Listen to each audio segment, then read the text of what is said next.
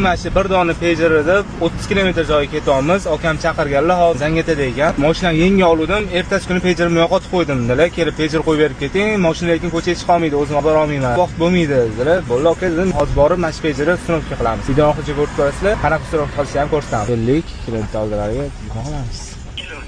715. Men yaxshi ko'radiganimlar bu 715. Siznikimi? Assalomu alaykum. Salomatingiz yoki videoga olma, rozi bo'lasiz. Charchayapsiz, siz? Bitta ko'rdingiz. Instagramda ko'rdingizmi? Bo'l. Kalit 3 marta o'chirib yoqib turib, quplaydiganini 3 marta bossanglar, ana kodirovka bo'ladi, ko'rishingiz mumkin. Bo'ldi, aka mana. Oynalarni yopibdi. Mana bitta oynam ko'tarilmoqda-da. Mayli, oynalarni ham bitta ko'rib olamiz, aka. Bu yerda yechganmi yo'q? Bo'ldi, aka.